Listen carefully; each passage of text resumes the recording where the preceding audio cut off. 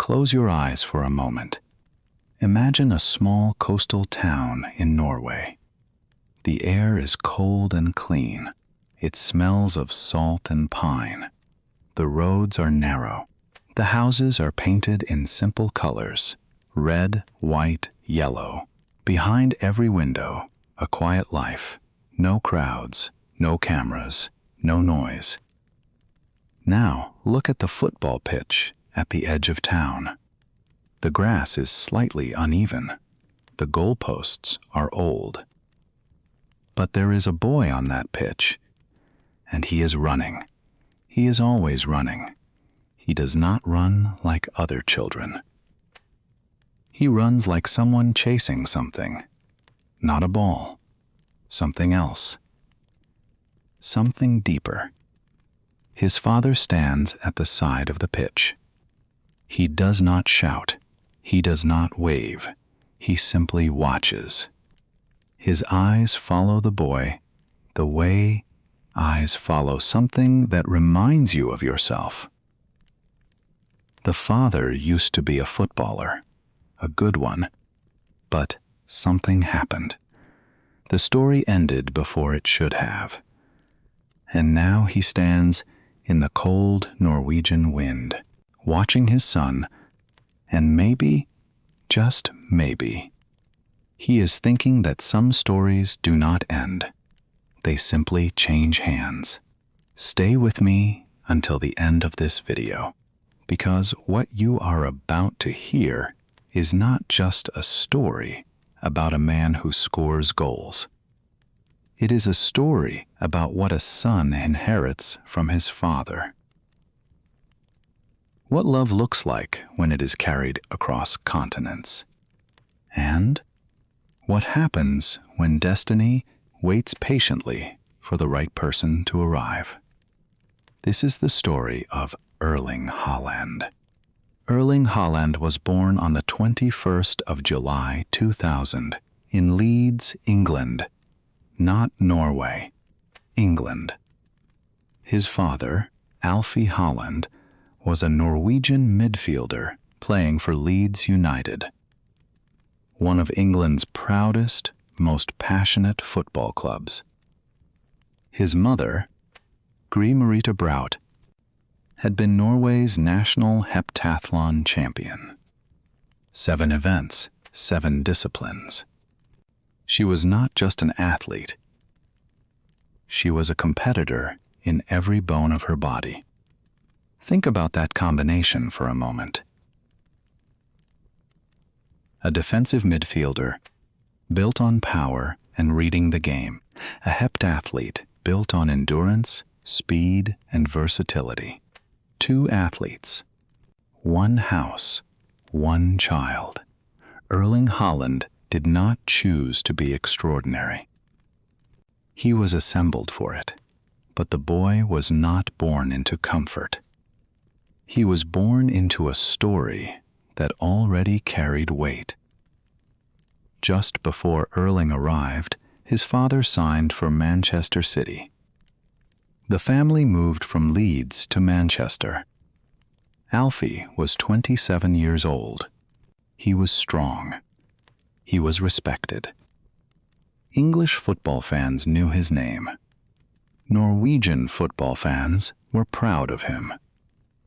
He had earned his place in the Premier League the hard way, with work, not luck.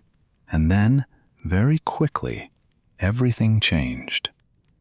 The date was the 21st of April, 2001, Old Trafford, Manchester.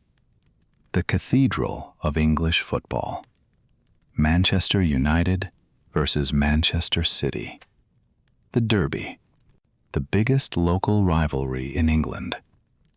Alfie Haaland walked onto that pitch wearing sky blue. Late in the match, he went into a challenge with Keane. What happened next became one of the most talked about moments in Premier League history. Keane went in hard. Alfie was left on the ground. He got back up. He finished the match. He even played for Norway afterward. But his right knee was never the same. There had already been damage in his left knee from an earlier injury. Now both knees were fighting against him. The body of a professional footballer is not a machine. It is a collection of moments, some that build you, some that break you. For Alfie, the breaking came quietly. Not in one dramatic moment, but slowly, match after match, until the absences grew longer and the appearances grew rarer. In his final seasons, Alfie appeared only as a substitute. Then, not at all. He was 30 years old when his career ended. 30 years old is young for most people. For a footballer, it is the middle of what should have been the best years. He went home to Bryne, the small town in western Norway where he had grown up. He started a business. He raised his family. He lived a quiet life. But somewhere in that quiet life, something remained unfinished. And in a small bedroom in Bryne, a baby who was only 9 months old when his father's career began to fall apart was growing, learning to walk, learning to run, learning to kick a ball against the garden wall. He did not yet know what his father had lost. He would spend the rest of his life making it right. Bryne is a town of about 12,000 people. If you drove through it on an ordinary afternoon, you might not stop. There is nothing flashy about it. No famous landmarks. No big stadium. Just fields, houses, the smell of the sea not far away, and the sound of the wind moving through the trees. But Bryne had a football club, Bryne FK, and this was the same club where Alfie Haaland had once been a boy on a pitch. Now, it was his son's turn. At 5 years old, Erling joined the youth academy at Bryne FK, the same wooden clubhouse, the same uneven grass. His coach in those early years saw something almost immediately. Not just talent, but a quality that is harder to teach than any skill. The boy was completely unafraid. He did not care who was watching. He did not care who was bigger. He did not care what the score was. He simply wanted to score. Again, and again, and again. That same year, at 5 years old, Erling made an incredible standing long jump, 1 meter and 63 centimeters. Many people believed it was a world record for his age group. His legs were already built differently, already built for power and distance. He played other sports too: handball, golf, athletics, following the path his mother had walked. But football was different. Football was the sport that made him forget everything else. He would play until it was dark, until his mother called him in, until there was no light left on the pitch. His father drove him to training. He stood at the sideline. He watched. He never pushed. He never shouted instructions from the side. The boy pushed himself. The boy didn't need pushing. When Erling was 17 years old, a Norwegian journalist asked him about his dreams. His answer was simple. He wanted to win the Premier League. He wanted to break records. He wanted to go further than anyone from Norway had ever gone before. He was 17. He already believed every word of it. Norwegian football is small. The stadiums are small. The crowds are quiet. The names rarely travel south into Europe's bigger conversations. To become a truly world-class footballer from Norway requires something almost defiant, a refusal to accept the limits of where you come from. In 2015 and 2016, Erling was only 15 years old. He played for Bryne's reserve team. In 14 matches, he scored 18 goals. 18 goals, 14 matches. People started paying attention. Scouts began arriving in Bryne. Men in long coats with notebooks, sitting in the small wooden stands, cups of coffee in their hands, watching this teenager tear through defenders who were older, heavier, and more experienced than him. 3 months before his 16th birthday, Bryne gave him his senior debut. Word spread. In February 2017, Erling signed for Molde FK, one of Norway's biggest clubs. His new manager was a man named Ole Gunnar Solskjær. Now, this is where the story becomes something extraordinary. Ole Gunnar Solskjær had played alongside Alfie Haaland for Norway.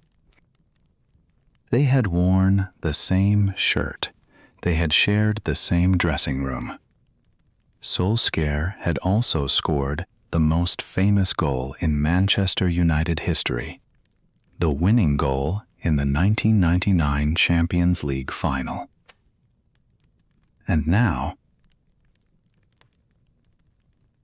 years later, he was standing in front of Alfie's son, asking him to be better than his father had ever been. Some doors open, because someone else walked through them first. Under Solskjær, Erling grew. He gained around 15 kilograms of muscle. He trained harder than anyone else at the club. Solskjær said so publicly. In his second season, he started 17 league matches and scored 12 goals. But Molde was only the first step. In January 2019, Erling Haaland signed for Red Bull Salzburg in Austria. He was 18 years old. He was entering European football. Europe did not know his name yet.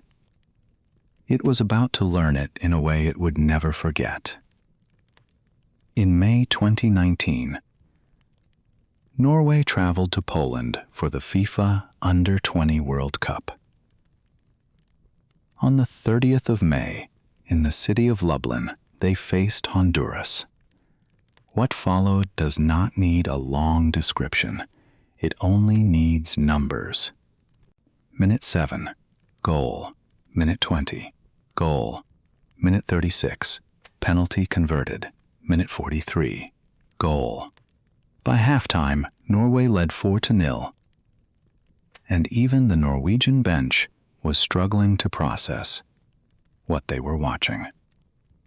The second half brought no relief for Honduras. Minute 50, goal. Minute 67, goal. Minute 77, goal. Minute 88, goal. Deep into stoppage time, one more, 9 goals. 9 goals in a single match. No player had ever scored more in a single Under-20 World Cup game. No team had ever won by a bigger margin. He was 18 years old. After the match, a reporter approached him expecting celebration, expecting smiles. Instead, Haaland looked slightly frustrated. He said there was one thing that bothered him. His last kick of the game had missed. He would have to go home and think about it. 9 goals. And he could only think about the 10th. That was the day the world began to understand who Erling Haaland was. 4 months later, in September 2019, Salzburg faced Genk in the UEFA Champions League group stage. For most 19-year-olds, just stepping onto a Champions League pitch would feel like an achievement. Haaland scored in the 2nd minute. Then again in the 34th minute. Then again just before halftime. A hat trick. In his first 45 minutes of Champions League football, on his debut, no player had ever done that before. Salzburg won 6-2. Europe was no longer watching from a distance. Europe was staring. In January 2020, Haaland signed for Borussia Dortmund, Germany, the Bundesliga, one of the most passionate football clubs in the world. He came on as a substitute in his first match against Augsburg. Within 20 minutes, he had scored a hat trick. That became the pattern. Goals almost every week. Records almost every month. Fastest in Champions League history to reach 10 goals. Then 15. Then 20. The records did not wait for him to settle in. They arrived immediately, as if they had been reserved. But one night stands above all the others from his time at Dortmund. February 2020. Champions League round of 16. Dortmund at home to Paris Saint-Germain, one of the most expensive squads in the history of the sport. Neymar, Mbappe, a team built on superstar power. Haaland was 19 years old. For 69 minutes, the score stayed at 0-0. Then the ball arrived at Haaland's feet near the post. One touch. Into the net. 1-0. 6 minutes later, Neymar equalized. 2 minutes after that, Dortmund attacked again. A short pass found Haaland at the edge of the box. He took one look. He struck it low and hard. It flew into the corner. The goalkeeper did not move. 2-1. Haaland ran to the corner flag. He sat down on the grass. He crossed his legs. He closed his eyes. Around him, 80,000 people were roaring. The famous yellow wall of Dortmund supporters shook with noise, and Haaland sat perfectly still, like a monk in meditation. The image traveled around the world before the match was over. Over 2.5 seasons at Dortmund, he scored 86 goals in 89 appearances. He won the German Cup, his first major senior trophy. The biggest clubs in world football began to circle. Chelsea, Real Madrid, Bayern Munich, Manchester United, Barcelona. Everyone wanted him. But everyone already knew, if they were paying close attention, where this story was going. Some transfers are about money. Some transfers are about ambition. This one was about a family. In the summer of 2022, Manchester City signed Erling Haaland for approximately 60 million euros. In the context of modern football, where players of far lesser ability cost 3 times as much, it was called the bargain of the century. But the number was not the story. The story was the shirt. Manchester City. Sky blue, the number 9. The same colors that Alfie Haaland had worn 21 years earlier. The same club his father had played for before the injuries took everything away. The same city his family had lived in. When Erling was a baby too young to understand what was happening around him, Alfie had left Manchester with a dream unfinished. His son came back to finish it, and what followed was not just impressive. It was historic. In his very first Premier League season, Erling Haaland scored 36 goals. 36 goals in one season. The previous record had stood for decades. He demolished it as if it were an inconvenience. In all competitions, he scored 52 goals. He won the Premier League Golden Boot. He won the European Golden Shoe. Then the FA Cup. City won it. Then the Champions League final in Istanbul. Manchester City against Inter Milan. For 68 minutes, neither side scored. Then Rodri struck the ball into the net. 1-0. The final whistle came. Manchester City were champions of Europe for the first time in their history. Erling Haaland lifted the trophy. The Continental Treble, Premier League, FA Cup, Champions League in one single season. Only one English club had ever achieved it before. Manchester United. In 1999, the year that Alfie Haaland's knee was destroyed. The year Ole Gunnar Solskjær scored the winner. History does not always repeat.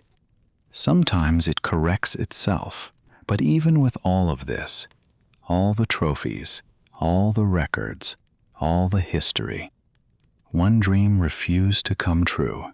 Norway, his country. A country of 5 million people. A beautiful, cold, proud country that had not been to a FIFA World Cup since 1998. A country that had never, not once, reached the later stages of the world's greatest tournament. Alfie Haaland had played at the 1994 World Cup in the United States. Norway had reached the group stage and gone no further. It was the highlight of his international career. His son wanted more. His son wanted everything. For years, Erling Haaland carried Norway's national team on his shoulders. He became their all-time leading scorer while still in his early 20s. He scored goals that seemed impossible. He gave Norway victories that no neutral observer expected. But the World Cup kept its distance. The qualifying campaigns would fall just short. The big results would not come at the right moment. 28 years of silence, and then came 2026. My friend, before we go further, I want to be honest with you. This story is being told while the 2026 World Cup is still being played. By the time you watch this, new chapters may already have been written, but one chapter already belongs to history. Let me tell you about it. On the 5th of July, 2026, Norway faced Brazil in the round of 16. Brazil, 5-time world champions. A nation that treats football the way Norway treats the sea, as something ancient natural, and completely their own. For almost everyone watching, Norway had no realistic chance. But Norway had Erling Haaland. The first 78 minutes were tense, careful. Neither team found the opening. The tension was the kind that makes your shoulders hurt just from watching. Then, in the 79th minute, a Norwegian teammate found space on the left wing. He looked up. He sent the cross into the penalty area. Haaland was surrounded by Brazilian defenders. 3 of them, maybe 4. It didn't matter. As the ball arrived, he rose above them all. His forehead met the ball cleanly. It went down, fast, past the goalkeeper, into the net. Norway won, Brazil 0. The Norwegian supporters behind the goal did not just celebrate. They erupted. They screamed with something that was not entirely about football. It was about waiting. About 28 years of waiting. Brazil pushed forward. They left space behind them. In the 90th minute, the same Norwegian teammate found Haaland again. This time outside the penalty area. One touch to control it. He opened his body. He struck it low and hard. The ball slipped between a defender's legs and flew past the diving goalkeeper into the far corner. Norway 2. Brazil 0. The 5-time world champions were going home. In the final minutes, Neymar scored from the penalty spot. But there was almost no time left. Seconds later, the final whistle blew. Norway had beaten Brazil. Then came the celebration that the world will remember. Thousands of Norwegian supporters sat down together in the stands. In perfect rhythm, they pulled their arms forward and back, forward and back. Like men rowing a Viking longship across the sea. Haaland walked over to them. Someone handed him a drum. He struck it twice. The fans answered with one voice, "Row, the Viking, row." An ancient image from the cold north, recreated on football's greatest stage. The North Sea wind carried all the way to New York. Norway were rowing into the quarterfinals. Afterward, Haaland stood in front of the cameras. His eyes were wet, not from pain, from something else entirely. He said he hoped this victory would inspire every child in Norway to believe that anything was possible, that no country is too small, that no dream is too large. Somewhere far away, Alfie Haaland was watching. More than 30 years earlier, Alfie had stood on a World Cup pitch wearing a Norway shirt. He had given everything he had. His career had been cut short, not by failure or weakness, but by the cruelty that sport sometimes hands to its most devoted servants. He went home. He built a life. He raised a son. And that son, with 7 goals at the 2026 World Cup, standing level with Messi, level with Mbappé, a boy from a town of 12,000 people representing a country of 5 million, had walked into rooms that Alfie Haaland never got to enter. A father's dream had given the journey its direction. A son's will had given it its destination. Do you remember what Erling said when he was 17? He said, He wanted to go further than any Norwegian had gone before. He said it simply, without drama. He said it the way people state facts, not wishes. He was born in Leeds. He grew up in Bryne. He learned to become a professional in Molde and Salzburg and Dortmund. He came home to Manchester, the city his father had loved and lost. He wore the sky blue shirt. He lifted the trophies. He broke every record that was placed in front of him. And then he went to a World Cup and made Norway row like Vikings in the rain. Some stories are only about one person. This one is about two.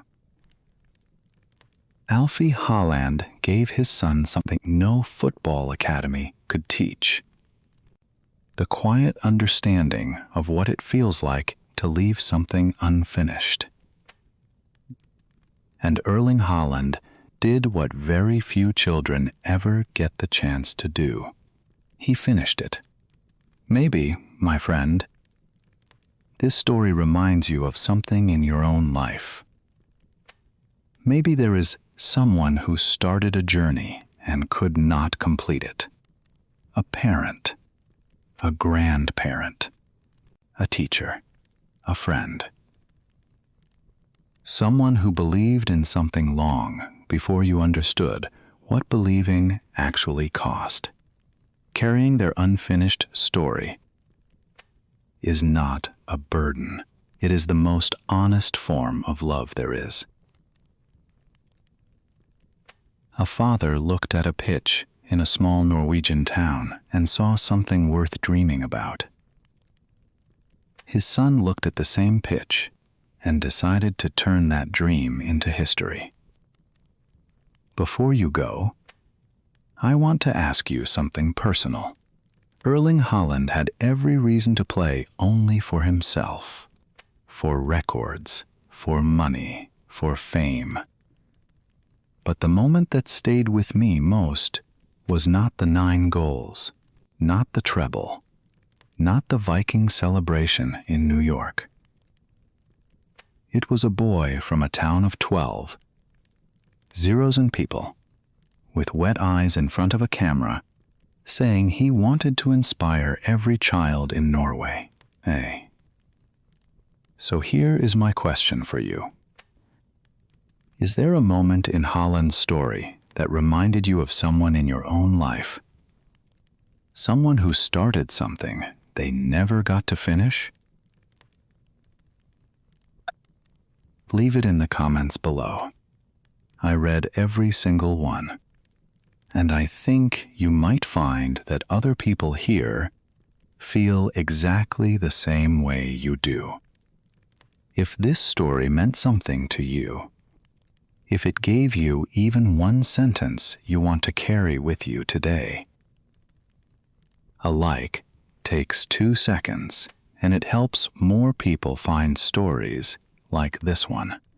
And if you are new here, welcome to Woven English, where we tell the stories behind the headlines in English that is made to be felt. Thank you for spending this time with me today. Go well. Take care of the people around you. And when you need a story that reminds you what humans are capable of, you know where to find us. Until next time, this is Woven English. See you soon.